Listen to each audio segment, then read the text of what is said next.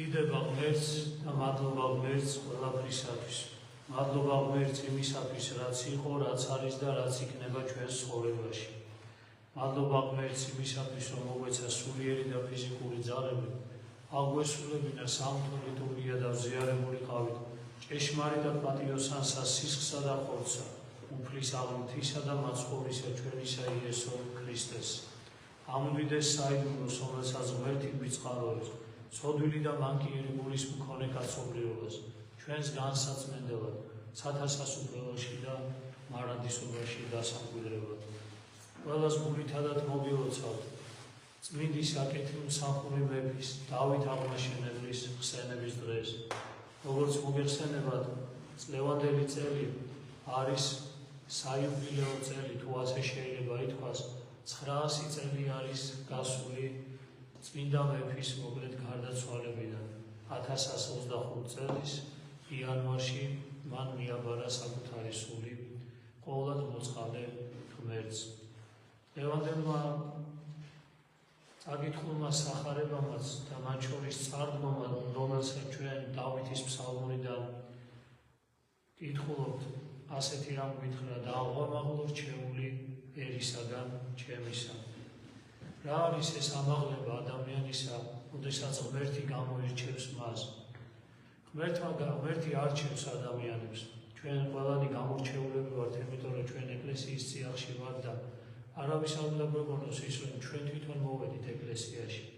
ღვთის წყალობა არის, როდესაც ადამიანი წლების განმავლობაში ქრისტესთან ურთიერთობს, მაშინ ხვდები, რომ უფალო, როგორ დამიძახე ისე. მანამდე გონია, რომ შენ ვიღაცამ გითხრა, რაღაცა წაიკითხე და ამიტომ არის, რაღაცას მიხვდი, შენი გამჭრია ხომით, ან რაღაცას მიაგენი და ამიტომ მიხვედი ეკლესიაში და თავში თითქოს ესია, შენ თვითონ გადადგი ვითომ ეს ნაბიჯი, მაგრამ წლების განმავლობაში, როდესაც ქრისტესთან ურთიერთობდა, მის საოცარ სიყვარულს, მზრუნველობას და საოცარ ადამიანისადმი გუკეთილობას, ესე რომ ვთქვათ, აღმოაჩენს საკუთარი თავის მიმართ, მაშინ ხვდები, რომ ღმერთო, მე მგონი მე არ მომსულვარ მე თვითონ, იმიტომ რომ შენ დამიძახე და შენ მომიყვანე და ასე არის ხოლმე უფალი არა მხოლოდ მოუწოდებს უბრალო ერს, არამედ ვიღაცა სხვადასხვა მსახურებისთვის მოუწოდებს.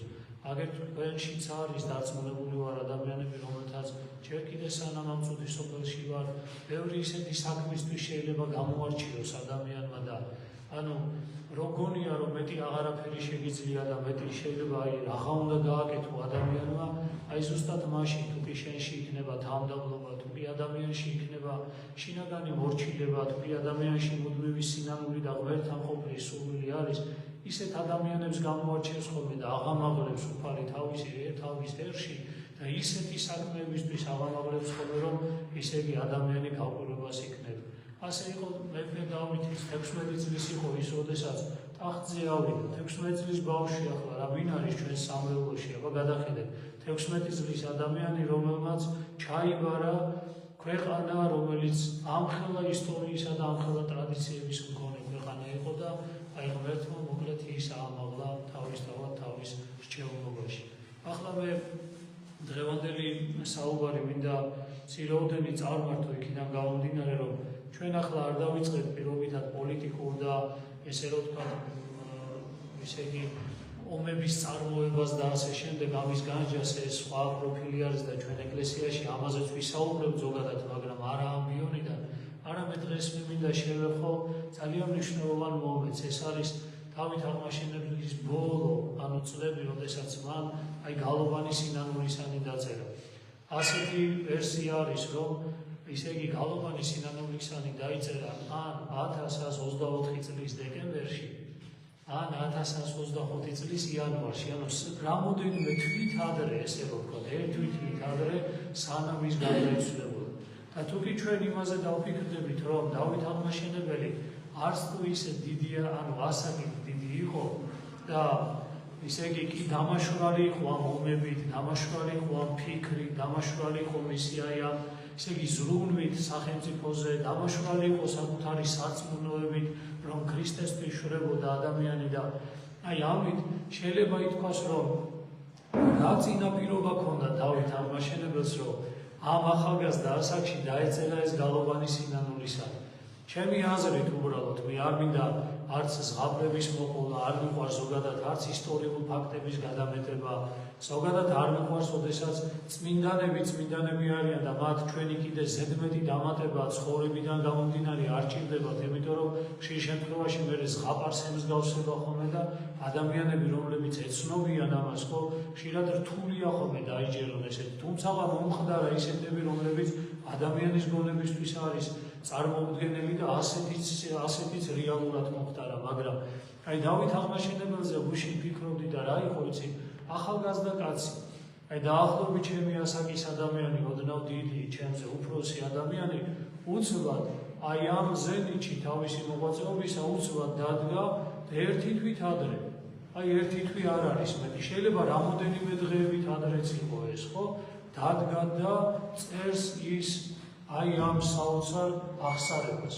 გალობანი სინანულისანი არის ერთ-ერთი საუკეთესო, აი რომელიც შეიძლება დავაყენოთ წმინდა ანდრია კრიტელის კანონთან ერთად, წმინდა იოანე დამასკელის კანონთან, სინანულის კანონთან ერთად, უდიდესი მამების გვერდზე შეიძლება დადგეს, იმიტომ რომ მასში არის უდიდესი თეოლოგია, ჩაფლული, მასში არის უდიდესი ეკლესიოლოგია, მასში არის აი უდიდესი ანთროპოლოგია, ქრისტიანული ანთროპოლოგია, ანუ როგორ მოძრაობს ადამიანის სული, რას განიცდის ადამიანის სინანულის ჟამს, რა არის სინანული ზოგადად და რასთან მიმართებაში უნდა კონდეს ადამიანს სინანული, რომ ღმერთთან მიმართებაში უნდა იყოს და როგორ უნდა გაიაზრო ღმერთი, რომ ეს სინანული ნაყოფიერი იყოს.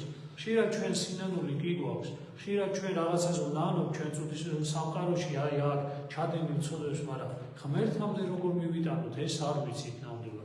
აი წმინდა დავით აღმაშენებელმა მიუხედავად იმისა, რომ მას ამხელა ქვეყანა ჰქონდა ჩაბარებული, მან მოახერხა ეს ყოველივე, საოცარი არის, მან იბრძოლა კიდეც, მან ქვეყანასაც მიხედა და ამავე დროს ის ღრმად სულიერებაში იყო განსწავლული და პირველი რაც არის ყველაზე მთავარი, მინდა ყველას გითხრა და რასაც ყოველთვის გეუბნები ხოლმე, რომ ეს არის წმინდა წერილის კითხვა. დავით აღმაშენებელზე წერია, რომ ბრძოლაზე, ანუ საბრძოლველად და სალაშქროდ მიმავალი მეფე, როდესაც ცხენზე იჯდა, პავლე მოციქულის ეპისტოლეებს კითხულობდა.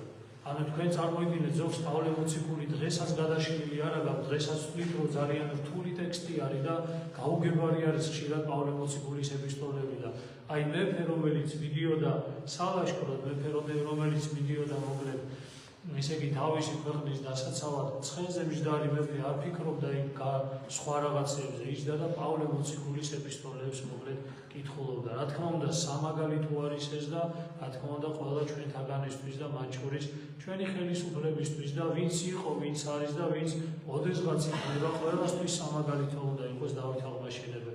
ეხლა მინდა შევეხო ძალიან მნიშვნელოვან რაღაცას, აი რომ დავითმა რა გავუგო ჩვენ ერს, თავარი რამე გავუგო ჩვენ ერს, რომ დავითი დაფიქრდა და მიხვდა ერთ რამეს, რომ საქართველო გზაჯვარედინი არის.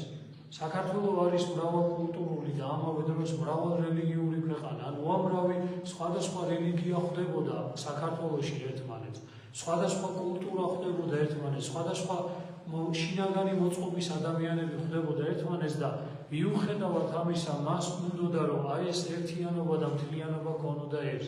რა საოცარი არის დავით აღმაშენებლის გალობანი სინანულისას, ვკითხულობ, ერთმანეთთან შეზავებული არაა, იცი? აი ისე იგი ახლო აღმოსავლეთის ეგვიპტური უდაბნოს, ეს ანუ პალესტინური სამონასტრო წყობის, აი ასურელი მამების, ეფრემ ასურის, ისააკ ასურის, აი სინანულის სულისკვეთებაც არის და ამავე დროს თეოლოგიური გამართულობა ბიზანტიის იმპერიის, ანუ აღმოსავლური მთელი ცოდნაც აღმოსავლური მართლმადიდებლობისა, მისი სიღრმისეული ცოდნაც გააჩნია მას და ამავე დროს დასავლური, ისე იგი ეს თეოლოგიური, ანუ ძველ ბერძნული, ფილოსოფიური და ასევე თეოლოგიური ცოდნაც გააჩნია, რომ ნახეთ როგორ არის იცი. საოცარი არის დავით მეფის შინაგანი სამყარო, რომელმაც კარგად იცის მის ერში ვინ როგორ ცხოვრობს და რა ჭირდება მათ. აი ეს არის დავით აღმაშენებლის საოცარი ესეთი პიროვნულობა, ამითი ამაღლდება ის აუცილებლად და აი მე მინდა ვთქვა, რომ დღესაც ჩვენ თითქმის იგივე პერიოდში ვცხოვრობთ, თითქოს იგივეს გავდივართ ჩვენი ქვეყანა. ჩვენ ძალიან მნიშვნელოვანია რომ კარგად მივხვდეთ რაღაცა, დავითი არის მაგალითი ჩვენთვის იმისა, როგორი უნდა იყოს ხელისუფალი, როგორი უნდა იყოს, როგორი გამჭრიახი უნდა იყოს. ის მან უნდა იცოდეს ძალიან მნიშვნელოვანია რომ შინაგანად გალობანი სინანულისანის რო კითხულობ, შეუძლებელია თუ მისი ბუნების არ ახარ ეს შექმნა. აბა წაიკითხეთ, აი თქვენ აიღეთ უბრალოდ ტექსტი წაიკითხეთ და ბევრ ამას ვერ გაიგებთ, ისეთ სიღრმეში არის ჩასული და ამას ხო სული უნდა მიადევნო ადამიანმა. და აი როდესაც ადამიანი შინაგანად ხვდები რომ ცდილობს, აი როგორ გითხრათ იცი, ერს გაუგოს, ერის მაჯისცემა და გულისცემა გაიგოს, როგორი არის და ეს რა ჭირდება და ქართველი ადამიანის შინაგანი სამყარო როგორი არის, რომ მისი საუკეთესო თვისებები გამოვლინდეს.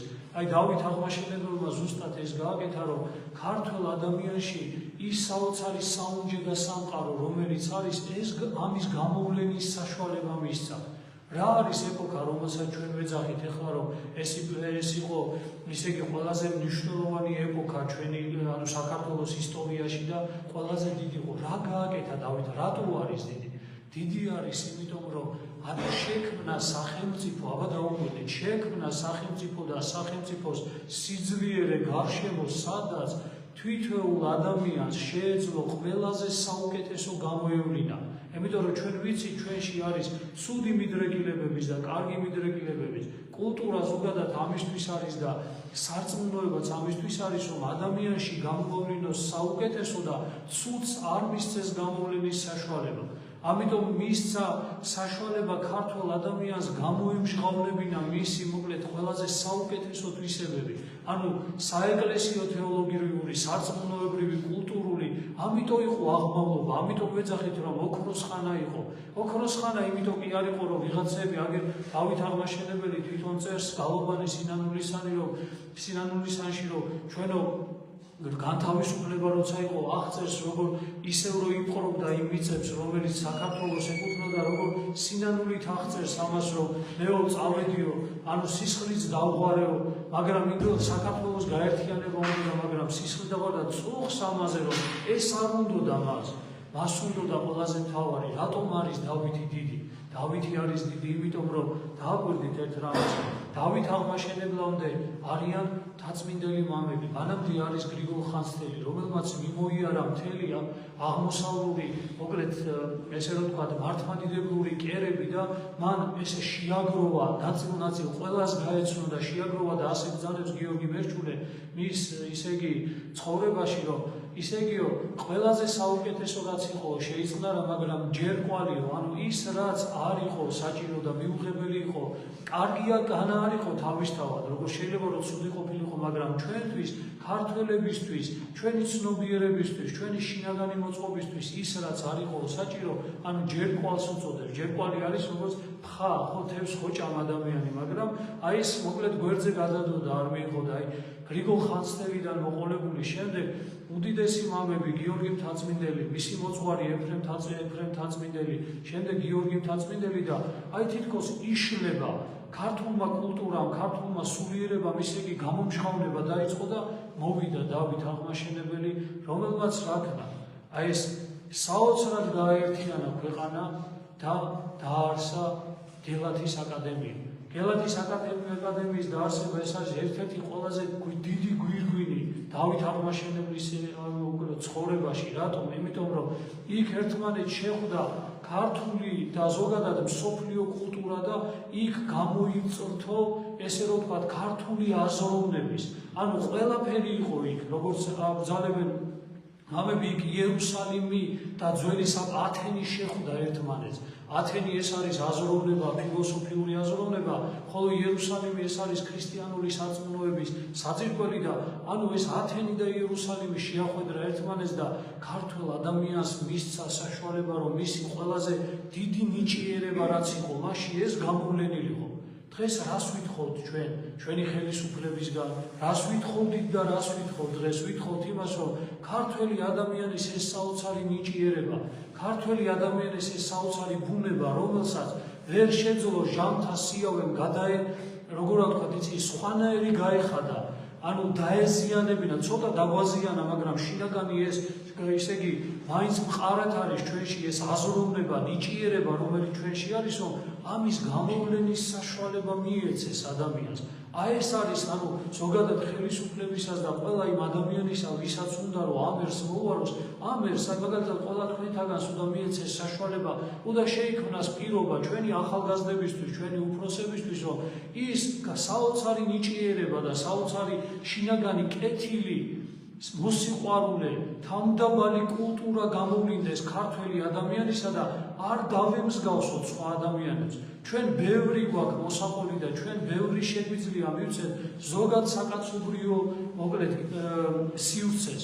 ჩვენ ბევრი რამ შეგვიძლია, ჩვენ ძალიან დიდი და ძლიერი გენია ქართულ ადამიანს და აი დავით აღმაშენებელმა ეს როდესაც შექმნა მოკლედ მისი თანამოღვაწე იყო არსენი ყალთოველი, რომელთაც მოკლედ გააგრძელეს ეფრემ ისე იგი თაცმინდელისა, გიორგი თაცმინდელისა, მანამდე კიდევ ეფრემ მცირის ფილოსოფოსის მოკლედ გზა არსენი ყალთოველმა საოცარი თარგმანები გააკეთა და ეს რა თარგმანებია, იცი? უბრალოდ კი არ დადგა ვიღაცა და ბერძნულიდან კი არ გადმოთარგმნა, მარტო გადმოთარგმნა კი არ იყო. იქ დაერთო კომენტარები არსენი ყალთოველის, ეფრემ მცირის მიერ, ისეთი კომენტარები დაერთო, რომ საბოლოო ჯამში, როდესაც შეხედავდი ორ ნაშრომს, ისეთი ტერმინებში გამოიხატა ქართულად, ისეთ ტერმინებში გამოიხატა ზოგი ტერმინი, რომ დედანს უფრო მეტად ჯობდა, უფრო მეტი დამტევნელი გახდა იმ მთავარი შინაარსისა, რომელსაც ის თავისთავად ატარებდა. იმიტომ რომ ქართული ეს სიტყვიერება, ქართული საოცარი ეს ნიჭიერება, რომელიც ადამიანში დევს, ჩვენ ქართულ ადამიანში და ზოგადად ქართულ კულტურაში აქ მე ეთნიკურ კუთვნილებას არ ვამბობ. იმიტომ რომ უამრავი ყავდა ჩვენ ისეთი ადამიანიც, რომელიც ეთნიკურად, ესე რომ ვთქვათ, გენეტიკურად ქართველი არ იყო, მაგრამ უდიდესი ნიჭიერები იყვნენ და ისინი აზროვნებითაც და სულიერად იყვნენ ქართველები და მათ ბევრი რამე მოკლედ გააკეთეს ისეთი, რაც საქართველოს ისტორიაში დარჩა. ამიტომ აი წარმოიდგინეთ, რა ვინ არის დავით აღმაშენებელი. დავით აღმაშენებელმა ისეთი შექმნა ქვეყანა, რომ ვინ დაიბადა? დაიბადა შოთა რუსთაველი, რომელმაც დაწერა ვეფხისტყაოსანი. მას შემდეგ იბადებიან ადამიანები, რომელსაც წარმოიდგინეთ, შოთა რუსთაველი იბადება, ჩვენ გვირგვინი რო ავიღო. დღესო ვინმე გითხრას, რომ ჩვენ ვისი ქვეყანა ვართ, მე ვიტყვი ხოლმე, რომ ჩვენ ვეფხისტყაოსნის ქვეყანა ვართ.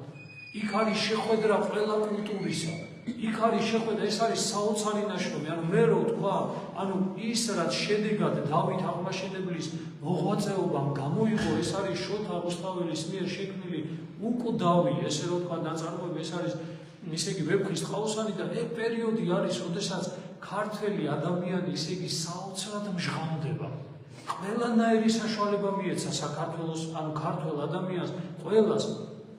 დღეს რომ ვიძახით ჩვენ, რომ დავით აღმაშენებელმა რეფორმა ჩაატარა, დღეს ხან გამოდიან ხოლმე ადამიანები, ერთი რუის ურბნისია ჩასატარებელი და რუის ურბნისი დავით აღმაშენებელმა იმიტომ კი არ ჩაატარა, რომ ვიღაცები გაეყარა იქიდან.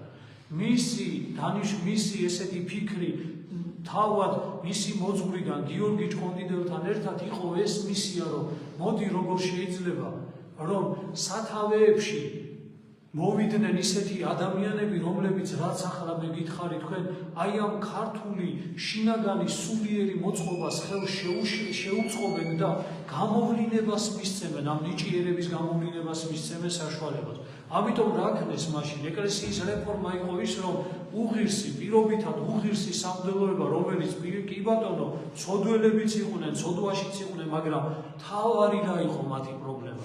თავარი იყო ის, რომ ისინი იდგნენ იმ ადგილას, სადაც არ ეძლეოდა ადამიანებს გამოვლენა საკუთარი ამ შინაგანის, არ იზრდებოდნენ ადამიანები სულიერად. ამიტომ დავით აღმაშენებელმა მის მოძღვართან ერთად ეს რეფორმა, საეკლესიო რეფორმა, როგორადაც მე ვუყურებ მაგას. ვიღაცამ შეიძლება სხვადასხვაგვარად შეხედოს, მაგრამ ჩემი ხედვა ეგეთია, აი რატომ მოიფიქრეს ესე და ფიქრი არის ეგეთი. მოდი შენ გაიწიე გვერდით. ხო, თუ არ გაიწევი, ძალით გაგწევ გვერდით. იმიტომ რომ დადგეს იმ ადგილას ისეთი ადამიანი, ვინც შეძლებს თვითონაც სულიერად, სიმაღლეზე მყოფი და სულიერ ძიებაში მყოფი ადამიანი, სხვასაც მისცეს საშუალება იმისა, რომ სულიერად აღიზარდოს და აი, როდესაც საეკლესიო იერარქიაში და სამღვდელოებაში, სამონაზვნო წესში, ადამიანები გამოჩნდნენ ისეთები, რომლებსაც საოცარი შინაგანი სულიერი სიმდიდრე ჰქონდათ, აი ამ ადამიანებმა უკვე როგორც ელმავალმა, როგორც წინამძღოლებმა წაიყვანეს ჩვენი ერი და რა მისცეს, რისი საშუალება მისცეს, როგორც გავმეორდები კიდევ ერთხელ, რომ აი ეს საოცარი შინაგანი სიკეთე, სიყვარული, თანმგებლობა, მორჩილება, მონანიება, ყველაფერი ეს რაც ქართულ ადამიანის ბუნებითი ნაწილი იყო, აი ეს გადმოვიდა და გადმოიღვარა თავისთავად ჩვენს მოკლედ ერში.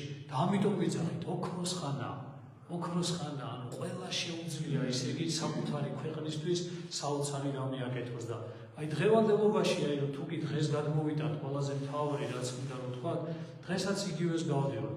ჩვენ ისე იგი ჩვენს კულტურას, ჩვენს ენას, ჩვენს ტერმინოლოგიას, ჩვენს სასაუბრო ენას პირობითად ძალიან ბევრი ქარტეხილები გამოიარა.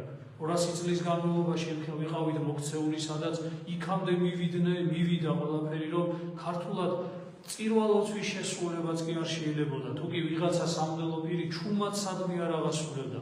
იმასთანაც კი მივედით, რომ ქართული ენაც ლაპარაკი დასაცავი გახდა, რომ ჩვენ რომ ქართულად გამოვთქვა რაღაცა. მე ხო ყველაზე სიღრმისეულად ვიღაცამ რომ მითხრათ ეხლა რომ მამაო რას გრძნობ ეხლა. მე ხო ვერ შევძლებ ამის გამოხატას ვერანაირ სხვა ენაზე. ქართულად შემიძლია ლამაზად გამოხატო და გითხრა აი მაგალითად არ მიყვარხარ, აი როგორ არის რა საოცარი სიტყვა, კარგი გეთაყვა. ხო, აი რაღაცა ისეთი საოცარი ჩვენი ენა არის საოცარი სიმდიდრე და ყოველ შემთხვევაში ვინმეს კი არ ვადრი, უდიდესია, მაგრამ ვინმეს კი არ ვადრი, მაგრამ ჩვენ ერთმანეთს ასევე ურთიერთობები და ეს არის მთავარი.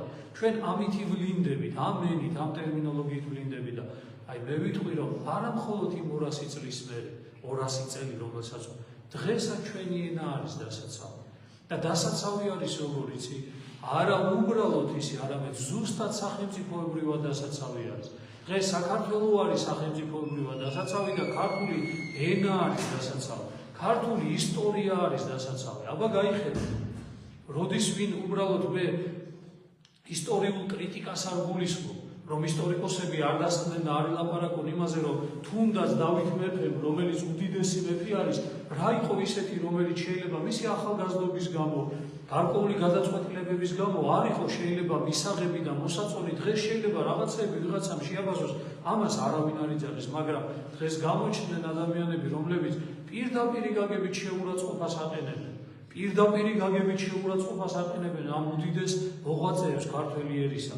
დიდი ანუ შეურაცხყოფას აყენებენ იგივე თამარ მეფეს და ჩვენს მეფეებს, რომელთაც აი წეღა რას თქვი, ჩემთვის მეფე ვინ არის? ჩემთვის ხელისუფალი ვინ არის?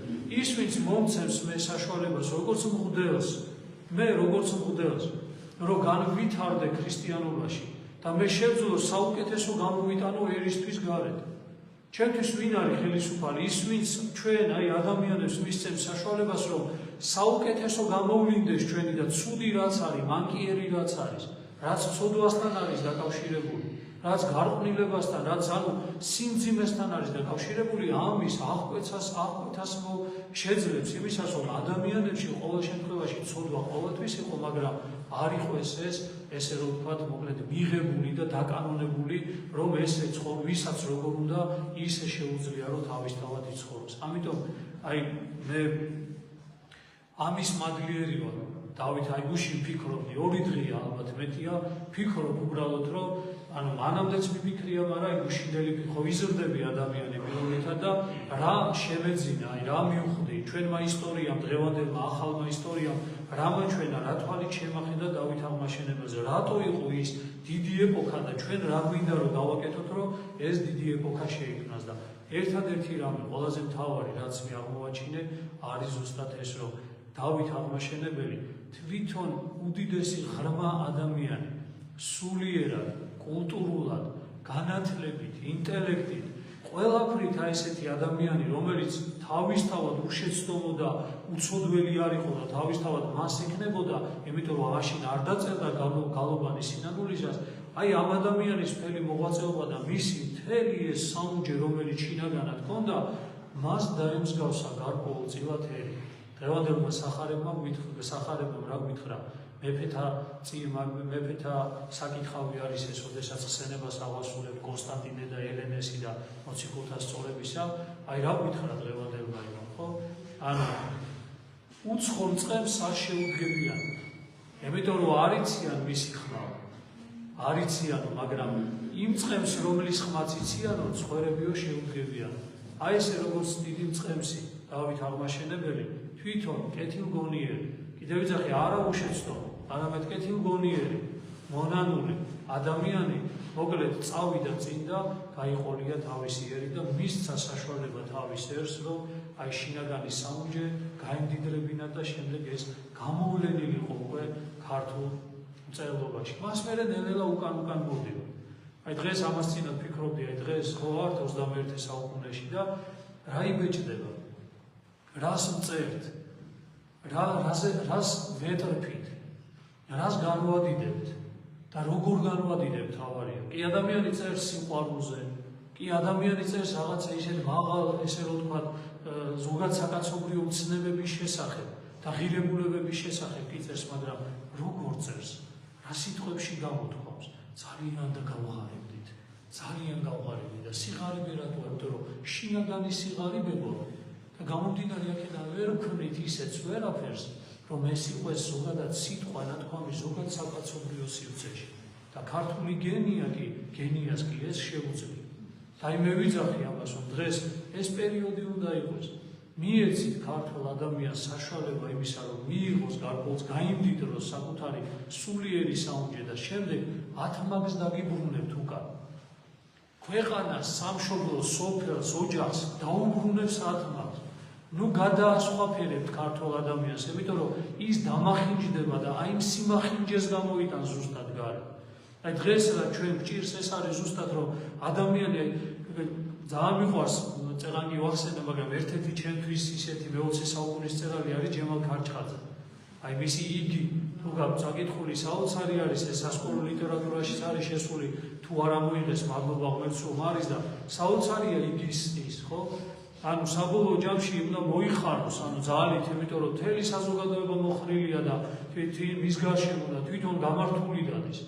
და მერე საბოლოო ჯამში ცუდი ისაა, რომ იგიც იხრება, უნდა მოიხაროს, იმიტომ რომ ისე ჩანდა, ამიტომ ვიძახია, ჩვენთვის არის ძალიან მნიშვნელოვანი ის, რომ მიეცეს საშუალება, ანუ ქართულ ადამიანს და ქართულ სულისკვეთებას და შინაგან სიმდიდრეს გადასხვაფერება კი არ ჭირდება, არამედ გამდიდრება ჭირდება, გახსენება ჭირდება. და მე ვიტყოდი ასეთ რამეს, რომ აი დავით აღმაშენებლის მე ადრეც გითხარით და დღესაც ვიტყვი, რომ ქალაქებში, სოფლებში მათი უნდა იდგეს ძეგლები. არა ვიღაცა გაურკვეველი ადამიანების ძეგლები, რომ ვერ ვიგებთ ისე იგი ვინ არიან. ზოგი კი თავისი იმითი შეიძლება თავის ქვეყანაში ბევრი რამე კარგი გაუკეთებიათ იმ ადამიანებს, მაგრამ ჩვენი მეფეთა ესე უნდა ვთქვა და ჩვენი მეფეთა ძეგლები უნდა იდგეს. ჩვენი აი ამ საოცარი დიდი ადამიანებისა, რომ როდესაც შეხედავ ადამიანი გახსენდებოდეს შინაგანად რაღაცა ვინ ხარ და ვისი გორისა ხარო, ქართველები მოკლედ ასე იტყოდნენ. ღმერთმა მოგწეს ძალა ჩვენ რომ მიუხედავად ამ დიდი გაჭირვებისა, მიუხედავად დიდი ომისა და ბრძოლისა, არასოდეს არ დავხმო, დიდგორი აღარ იქნება ხმლებით. თავარი ესაა, დიდგორი ხმლებით აღარ იქნება. დღეს დიდგორი არის რითი, იცით? დიდგორი არის რაც ახლა მევთქვი. მოდი მაინც მიუხედავად იმისა, წინააღმდეგობისა, კულტურული წინააღმდეგობისა, ვიღაცის ძალადობისა, რომ ქართულ ადამიანში ეს სული არ აღორძინდეს და ის ჩვენი გენი, ჩვენი წარსული არ აყვავდეს ისევ და ასეთი გამოვლინება არ მოხდეს შინაგანი ჩვენი ამ საუნჯისა, მაინც ვიოლოთ და ვიბრძოლოთ.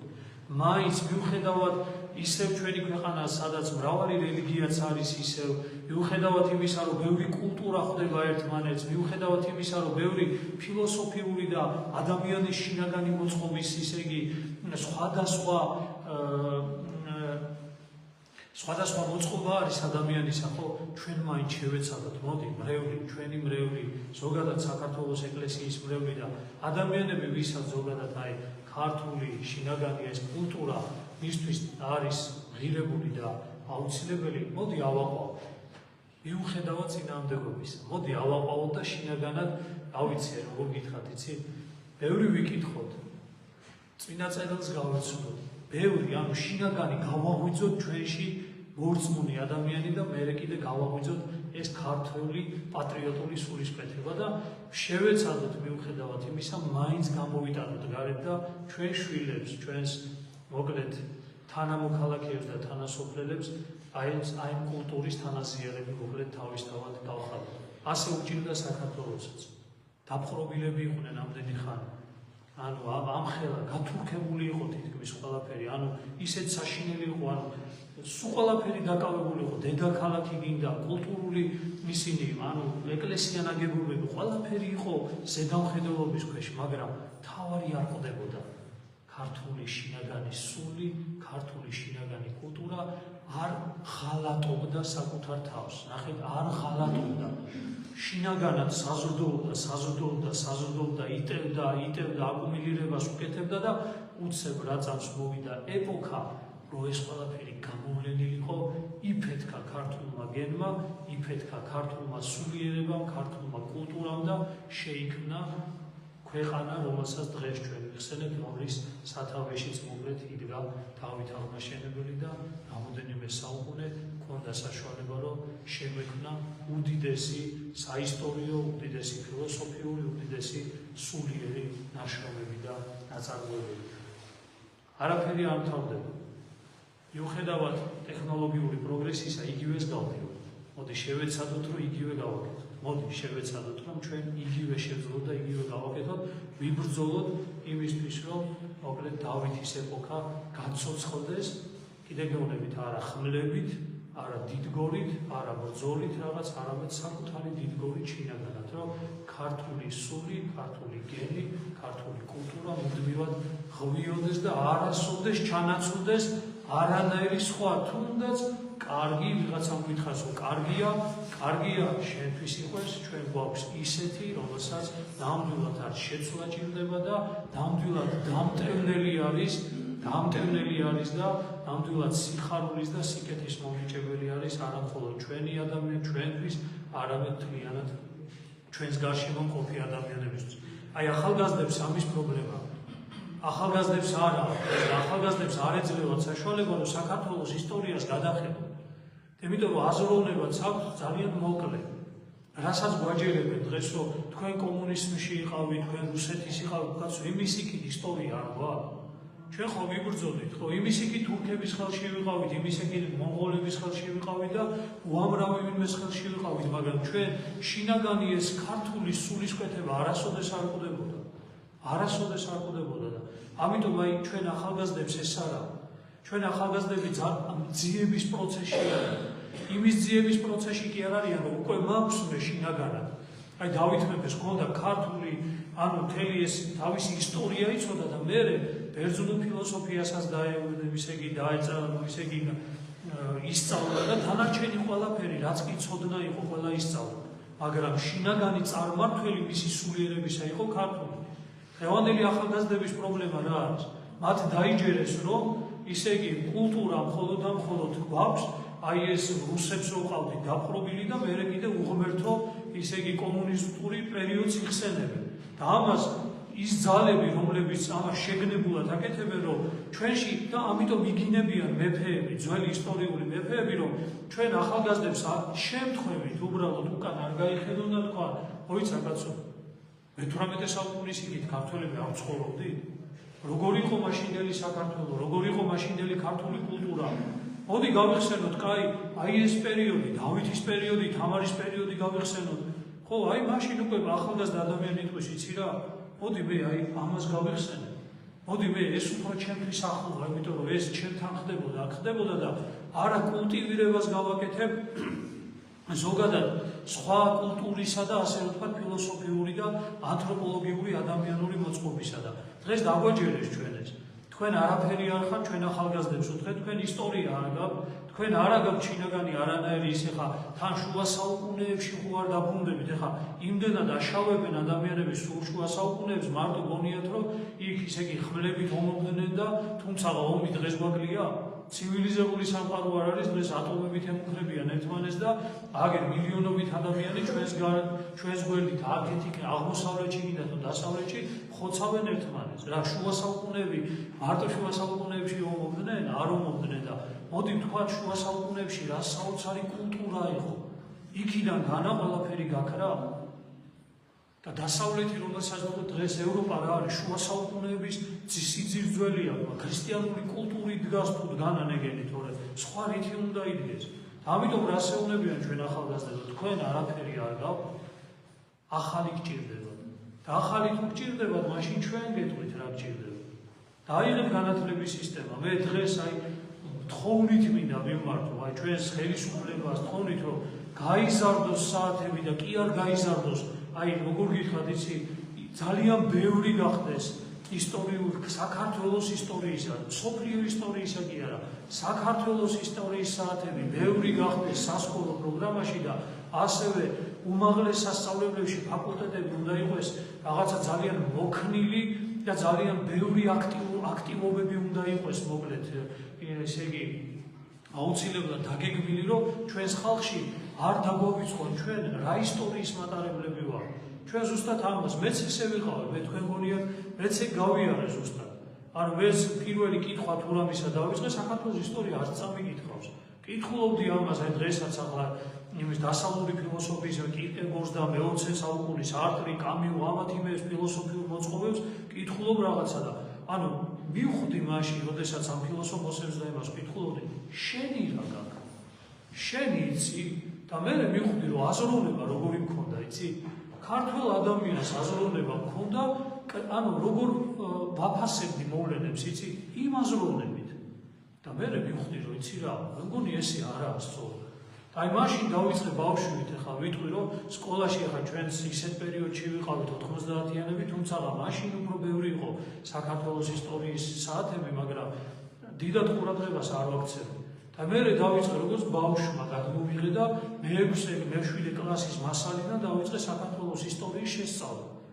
და როდესაც ეს ისტორია და ჩვენი ხალხის, ჩვენი ძირძველი ისტორია და როდესაც გადმოვედი აქამდე, აი უდიდესი გარდატეხა მოხდა ჩემში კულტურული, სულიერი, რაღაცა სხვა შინაგანმა რაღაცამ გაიღვიძა. და მე მივხვდი, რომ იცი რა, მე მგონი სხვაგანი როგორ არის თურაშაულის პატრონიო, ტყეში პანტასეძები და ასე ვიყავ, ისე იგი, ამხელა კულტურის, ამხელა საოცარი შინაგანი რაღაცის მატარებელი, ამხელა კიდევ ვიზახი სულიერების და ამხელა კულტურული გენის მქონე ადამიანი სადღაც ვეძებდი რაღაცებებში, თუმცა ის გამომადგა, ცუდი განა არის, მე რამეს კი არ შეურაცხყოფ, მაგრამ პირველადი რა არის, შენი პირველი რა არის, რითი განსაზღვრავ შენს გარშემო ყველაფერს, ეს არის მთავარი და მნიშვნელოვანი და დღეს სამწუხაროდ ჩვენი განათლების სისტემი და ჩვენი ზოგადად აი ამ რაც არის ზოგადად დანერგილი, ამითი ჩვენ ვერ ჩამოვაყალიბებთ ადამიანს, რომელსაც ქართული კულტურა და ქართული სულიერი და ქართული შინაგანი უწყობა ექნება. და გამომდინარე აქედან მე იმას კი არ ვიძახი, რომ ადამიანი ვისაც არ უნდა გააკეთოს, მაგრამ საშუალება ამისი უნდა იყოს.